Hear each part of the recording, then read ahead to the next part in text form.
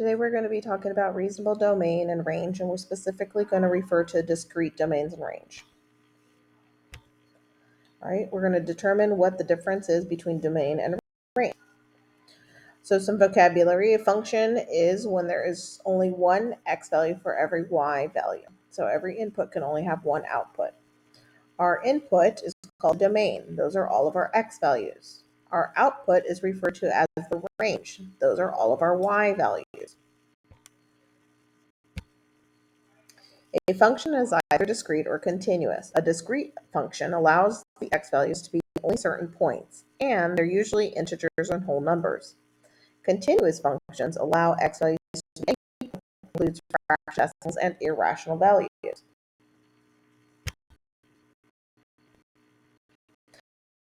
So, symbols of some graphs. So we remember our discrete, our integers, or whole numbers. So as you can see, this is an example of our discrete graph. They're specific countable points.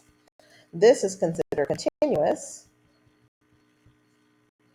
because we have multiple fractions and decimals and infinite points within that line segment. So again, we're going to focus on discrete. So we're going to name the domain and range and determine if it's a function or not. So it's a function if every input has one output, which in this case, it is a function. So we're going to identify the domain. Remember, domain are the inputs. In our case, will be the x values. We list them from least to greatest. So our least is -2. And then we have 1. It's listed. Oh, that's not a function because 1's twice. So, but we're just listing them, so it's okay. We're not going to list it twice because we've already identified that one. 2 and 3. And then we have our outputs, the range, from least to greatest. So -4 is listed twice. We only need to list it once here. Then the next one would be 7, 9, and 10. So that's a list of my domain and range. Okay, so we're going to look at our domain, our x values. So we have 3 x values. So we're going to go least to greatest. So -4, -1, and +3. And then we're looking at the outputs. So even though 2 is there, it's not used. So we have 5, 6, and 9. This is not a function because 3 has 2 outputs. Okay. And again, this is discrete. We can count all of the points. So we're looking for our domain. Domain, again, is our x values. So what's the first x value? The lowest is -6. The next one is -2. And then we have one at 0, +3, 7, and 8. Okay, and then we're going to look at our y values, or our range. So the lowest is -4. Then we have one at -2. And then we have one at +1. And then we have at +4. Okay, so this is a function because none of the x values repeat. Okay, so we're looking at discrete only in this lesson. So a discrete graph, let's go ahead and identify the domain. So you can pause and go ahead and try it on your own. Okay, hopefully we remembered it's least to greatest. So we're looking for the domain, which is the x value. So all of the points from here. So the lowest would be -2. Then the next one would be -1,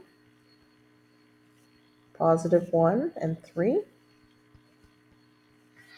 And then we have 2 here at 4, which means it's not a function because there's 2 outputs. And then let's go ahead and put our inputs, which is our outputs or y values. So let's look at all the y values from the least to greatest. So we got -5, -2, and then 0, and 3, and 4.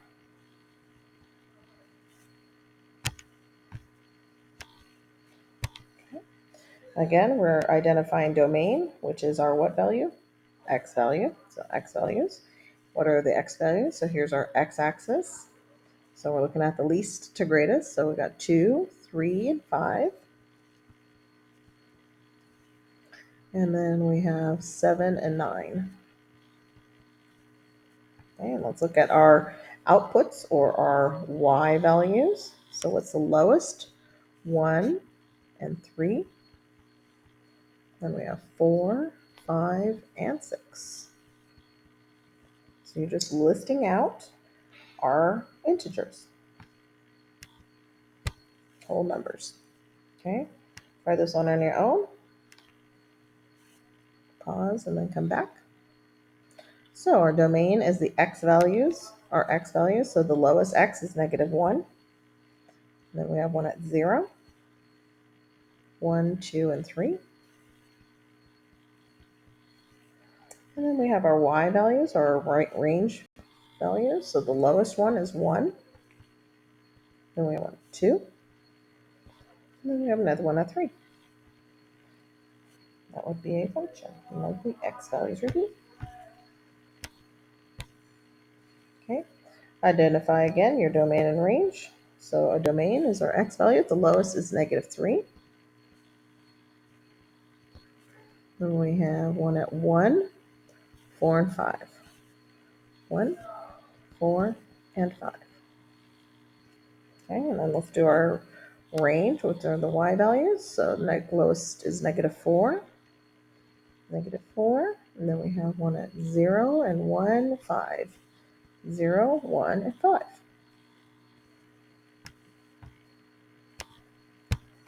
Okay, so some application.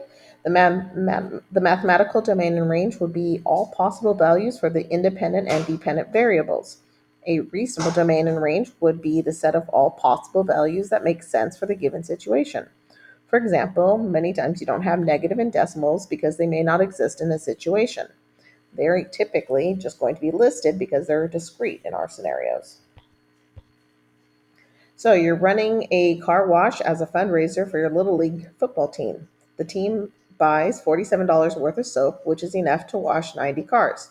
Customers are charged $6 per wash. The function P of C is equal to 6C minus 47. It's a function where any number can be used for the variable C, and the function would have to have a value of for P and C. What is a reasonable domain for this situation and range for the situation? So our domain is how many cars are going through the wash, and our range would be our cost, how much we raised, right? So our domain, well, what's the least amount that we can wash? So think about, it's discrete because you're counting how many cars. So the first amount of cars that you could potentially have at the fundraiser is 0 cars. What if nobody showed up? Right? And so you can move that on, and then you have 1 car, 2 cars, and it said we need enough to do 90 car wash. We want to wash 90 cars, right? So we can just go all the way to 90. We're not going to list every single number. And then we're going to find out what is the possible range. So again, if we did 0 cars, we would substitute in 0 here. So 6 times 0 is 0 minus 47, because remember, we've already bought our soap. So technically, we would have -47, would be the very first. And then we would do 6 times 1 minus 47, and then we'd be at -$41, right? And then we keep going until we did 90 cars. And so we would do 6 times 90, right? So 6 times 90, and then we would subtract our 47, and that would give us 493. Okay, so we would list all the numbers with some dot, dot, dot so that we don't have to list literally every single number. Okay, you have 3 quarts of paint to paint a trim at your house. A quart of paint covers 100 square feet. The function A, or area of Q for quarts, is equal to 100 times quarts, represents the area A of Q in square feet that Q quart of paint cover. What is the domain and range that are reasonable for this function? So we want to think that we can actually go ahead and if we were only using full cans. So yes, technically that's true that it says here the quart is measuring the area, not the full cans. So we want to think about the fact that yes, you can have partial, but for the purposes of, let's say we can only have a domain, which means that we can only purchase whole cans. Our cans would be one full can with, well, zero cans. We could buy zero cans, one can, two cans, or three cans, right? And if we did one can, I mean zero cans, right? That would be zero times 100. So we would cover zero square area. One would be 100 square feet area. Two would be 200. Three would be 300. So that would be the most. Now, technically, this is continuous, but for the purposes of just considering it as discrete, because we're not going to purchase any partial cans, we're just going to use all of the cans, and we're just making up that as a part of our scenario. And then lastly, it says Hunter is shopping for pencils. He has $5 to spend, and pencils cost 50 cents each.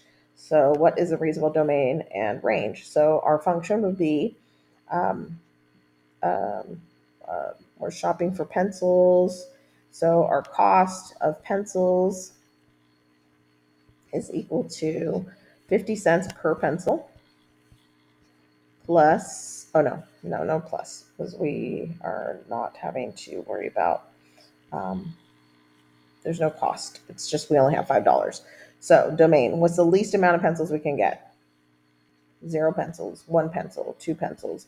Well, it says we only have $5, right? So how many $5 can we fit in 50 cents, right? So what are we going to do? We're going to take $5 and we're going to divide it, right, by the 50 cents.